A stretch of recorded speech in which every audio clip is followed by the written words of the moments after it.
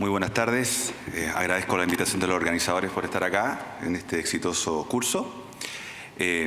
Vamos a aprovechar los 10 minutos para tratar de entregar los mensajes principales sobre esta enfermedad, que es el hígado graso no alcohólico, que como ustedes ven en esta diapositiva es en realidad una enfermedad del internista que puede estar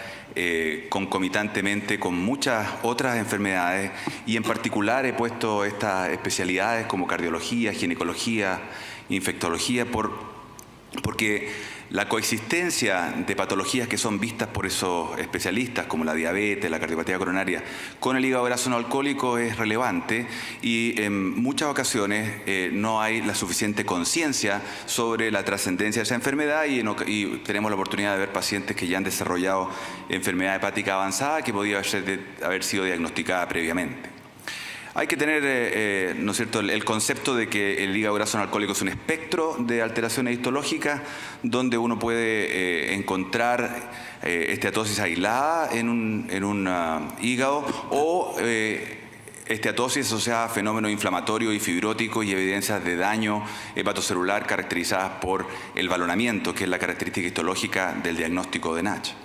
Esto es importante porque en general la evolución de la esteatosis aislada desde el punto de vista patológico es benigna, aunque puede progresar, lo hace lentamente, y la evolución a cirrosis es probablemente menos de 4% en 20 años.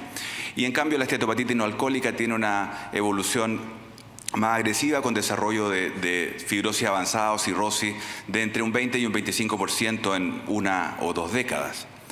Los temas de diagnóstico del hígado graso no alcohólico a tener en cuenta es, primero, que esta es una enfermedad asintomática, por lo tanto hay que estar atento a su presencia, y frecuentemente se diagnostica en forma incidental con anormalidades de laboratorio o alteraciones en la ultrasonografía abdominal. Idealmente uno debe diagnosticar el hígado graso en una etapa en que sea reversible con tratamientos, ya sea por cambios de estilo de vida o manejo farmacológico. Y la evaluación clínica es como en todas las enfermedades, ¿no es cierto?, teniendo apego a la historia clínica, al examen físico, una valoración adecuada del laboratorio hepático y las imágenes. Hay que tener en cuenta que, si bien es cierto, uno trata de clasificar, ¿no es cierto?, las enfermedades en entidades discretas, en un mismo paciente puede coexistir daño hepático metabólico por hígado graso no alcohólico y daño hepático por alcohol, que es un cofactor importante. Y otras comorbilidades, como mencionábamos, cardiopatía coronaria, diabetes, psoriasis, ovario poliquístico, que son importantes a tener en cuenta. Uno debe buscar dirigidamente evidencias de enfermedad hepática en el paciente, porque el diagnóstico de cirrosis en sus fases iniciales puede ser sutil, y también evidencias de necroinflamación que traducen la presencia de NASH y, por lo tanto, factor de riesgo para progresión. La evaluación de manejo debe considerar también 3 ejes. En esto los hepatólogos, los gastroenterólogos debemos comportarnos también como internistas y tener conceptos al menos básicos, o por lo menos interacción cercana con especialistas en el manejo de diabetes, la evaluación y tratamiento del riesgo cardiovascular. Desde el punto de vista patológico, por cierto, entramos como especialistas, y ahí hay que tener en cuenta que las aminotransferasas, que frecuentemente son una valoración del daño hepático, pueden ser normales en una gran proporción de los pacientes y que no necesariamente indican ausencia de enfermedad hepática severa. Es decir, un paciente puede tener alteraciones de laboratorio, sin no tener alteraciones de laboratorio, de aminotransferasas normales, y tener cirrosis. También hay que tener en cuenta que aquellos que tienen elevación persistente, si bien es cierto no es sensible, es bastante específico de que hay daño hepatocelular, y estos pacientes debían ser evaluados por el especialista. Una enzima hepática que es relevante, la GGT, porque a veces detrás de ella puede haber alteraciones relacionadas a la resistencia insulínica, y también es potencialmente un marcador de fibrosis hepática. Y finalmente, muchos de estos pacientes tienen elevado la ferritina como un marcador inespecífico de inflamación. También pueden estar presentes bajos títulos de autoanticuerpos que ocasionalmente pueden mover a la duda diagnóstica de patología autoinmune.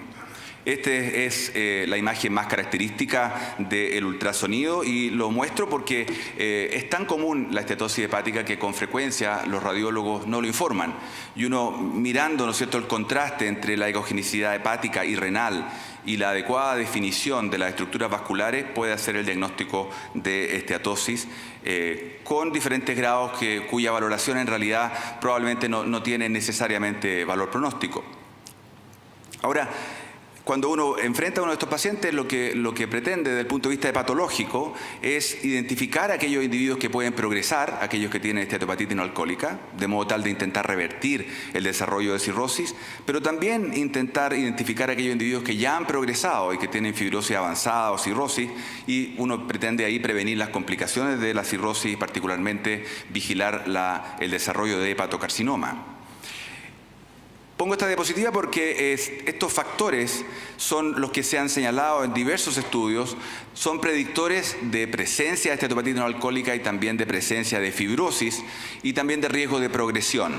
En otras palabras, de severidad de la enfermedad. Y por lo tanto uno tiene que estar atento cuando estos factores coexisten, edad mayor de 45 años, la presencia de síndrome metabólico o de resistencia insulínica importante o diabetes propiamente tal, como mencionaba, las aminotransferasas persistentemente elevadas, el sobrepeso, que es común en la mayor parte de los individuos con hígado graso no alcohólico, pero vale la pena mencionar que hay individuos que tienen una genética tan fuerte que tienen síndrome metabólico o hígado graso no alcohólico teniendo normopeso, y esos individuos parecen tener un pronóstico más agresivo desde el punto de vista de evaluación. La historia familiar de diabetes y cirrosis es muy importante porque se asocia a mayor riesgo de NASH y a mayor riesgo de progresar a cirrosis. Finalmente, la etnicidad hispana, que probablemente es la propia de nuestra población, también se asocia a enfermedad más severa. En la evaluación clínica existen estos scores no invasivos, particularmente el FIB-4 y el NAFLD Fibrosis Score, que no tengo tiempo de describirlo, pero sí mencionarlos que su uso es hoy día recomendado en todo paciente que tenga hígado graso no alcohólico y permite, con sensibilidad y especificidades variables pero razonables, identificar individuos que ya han progresado o que están en riesgo de tener mortalidad de causa hepática. Se recomienda que el uso de estos scores en la evaluación por pacientes, por médicos que ven pacientes con síndrome metabólico, sea incrementado para poder detectar pacientes con riesgo hepatológico. El rol de la biopsia hepática es bien disputado, ¿no es cierto?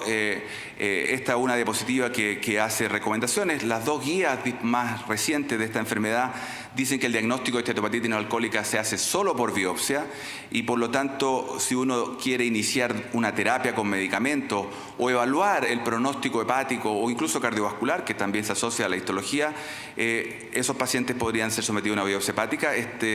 Si bien tiene limitaciones, es uno de los mejores métodos también para valorar la presencia de fibrosis y también para excluir otras enfermedades hepáticas. La decisión de biopsiar a un paciente debe ser tomada por el especialista en conjunto con el paciente, definiendo los riesgos, los beneficios y qué va a ganar uno al hacerla. Una manera de estratificar a los pacientes con hígado graso no alcohólico se muestra en este diagrama, que es de un review del año pasado, del doctor Sanyal y Rinella, en el Nature Review Gastroenterology, que nos permite estratificar en aquellos pacientes que tienen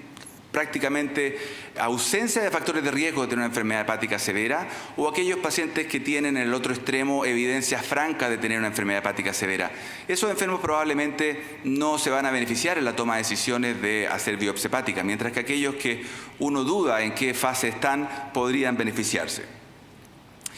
Finalmente, en el tema del tratamiento, básicamente los ejes del tratamiento hoy día son la dieta y el ejercicio, y los medicamentos en realidad tenemos una limitación significativa en términos del armamentario terapéutico.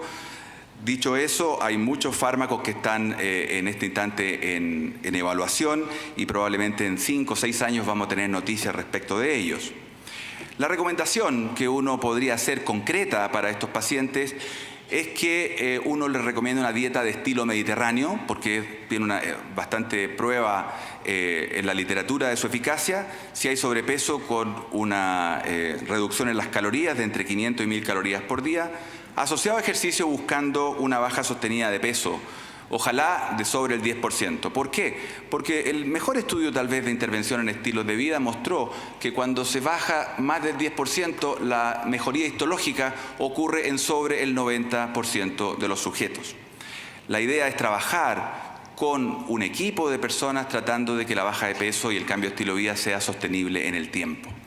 Desde el punto de vista de las drogas, el tratamiento farmacológico debe darse esencialmente en los individuos con NASH, ojalá demostrados por biopsia, y las dos drogas que han demostrado alguna eficacia son la vitamina E y la pioglitazona. Ambas tienen eficacia en alrededor del 50-60% de los pacientes. Sin embargo, tienen una serie de temas relacionados con su seguridad y efectos adversos y por lo tanto uno debe hacer una buena evaluación riesgo-beneficio al plantear el tratamiento al paciente. Está la opción hoy día, varios de los centros de Santiago están participando en estudios clínicos donde los pacientes eventualmente pueden ser enrolados y tener acceso a medicamentos que están en estudio en este momento y que son al menos promisorios. Finalmente, está la última diapositiva. Esta enfermedad, como digo, existe una cierta baja conciencia de su trascendencia y por lo tanto en ocasiones uno encuentra ya pacientes cirróticos que podrían haber sido diagnosticados antes, particularmente si tienen un síndrome metabólico muy importante o diabetes, y por lo tanto incrementar el uso clínico de las maneras no invasivas, particularmente estos scores que les mencionaba, ampliamente entre todos los médicos que ven estos pacientes me parece importante. Particularmente en los pacientes con diabetes mellitus sobre 40 50 años, hay que hacer una evaluación hepatológica focalizada para identificar la enfermedad hepática en ellos y también en todos los pacientes que tienen factores de riesgo metabólicos, sobre todo si estos van empeorando con el tiempo. Muchas gracias.